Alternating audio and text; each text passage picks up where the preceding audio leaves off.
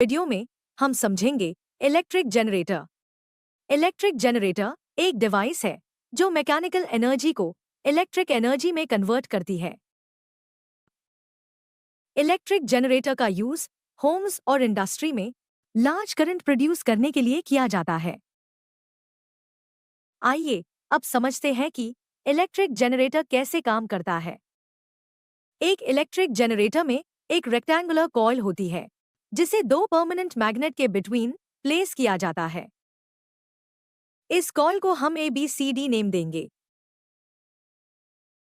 Coil के ends दो rings R1 और R2 से कनेक्टेड होते हैं। ये रिंग्स इनर साइड से इंसुलेटेड होते हैं, यानी कि इनके थ्रू करंट पास नहीं हो सकता। दो कंडक्टिंग स्टेशनरी ब्रशेस B1 और B2 रिंग्स R1 और R2 के साथ प्लेस किए गए हैं।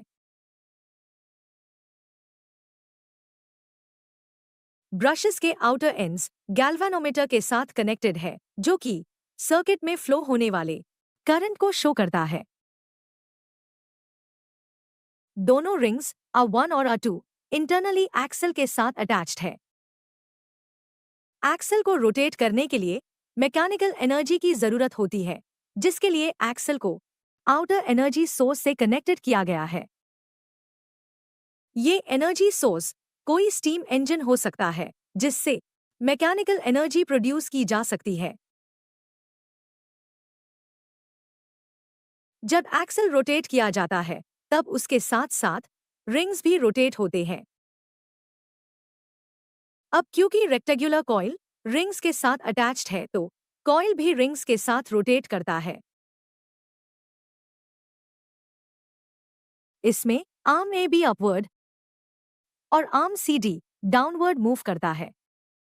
अब क्योंकि रेक्टेंगुलर कॉइल मैग्नेटिक फील्ड में रोटेट हो रहा है तो इसलिए रेक्टेंगुलर कॉइल में मैग्नेटिक फील्ड चेंज होने लगता है।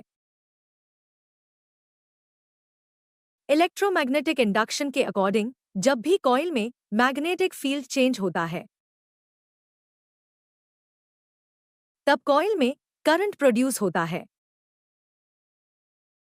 अब मान लीजिए कि कॉइल ABCD क्लॉकवाइज रोटेट कर रहा है। Fleming's right hand rule apply करने पर हम पाते हैं कि फोर्स अपवर्ड एक्ट कर रहा है, magnetic field left to right act कर रहा है और करंट की डायरेक्शन A टू B है। सिमिलरली अगर हम Fleming's right hand rule CD segment पे अप्लाई करें तो हम देखते हैं कि फोर्स डाउनवर्ड एक्ट कर रहा है, magnetic field left to right act कर रहा है और करंट की डायरेक्शन C टू D है। अब रेक्टेंगुलर कॉइल में करंट की डायरेक्शन ABCD होगी।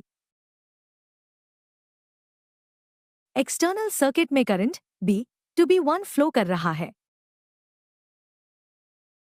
हाफ रोटेशन के बाद आर्म CD अपवर्ड मूव करता है और आर्म AB डाउनवर्ड मूव करता है। ऐसा होने के कारण दोनों आर्म में इंड्यूस्ड करंट की डायरेक्शन चेंज हो जाती है। करंट की डायरेक्शन चेंज होने पर कॉइल में करंट की डायरेक्शन DCBA हो जाती है। अब एक्सटर्नल सर्किट में करंट की डायरेक्शन B1 से B2 होती है। हर एक हाफ रोटेशन के बाद रेक्टेंगुलर आर्म्स में करंट की पोलैरिटी चेंज होती है। ऐसा करंट जो एक इक्वल टाइम इंटरवल्स के बाद डायरेक्शन चेंज कर रही हो उसे हम ऑल्टरनेटिंग करंट कहते हैं और ऐसे डिवाइस को हम AC जनरेटर कहते हैं। ऑल्टरनेटिंग करंट को डायरेक्ट करंट में कन्वर्ट करने के लिए हम स्प्लिट रिंग्स का यूज कर सकते हैं।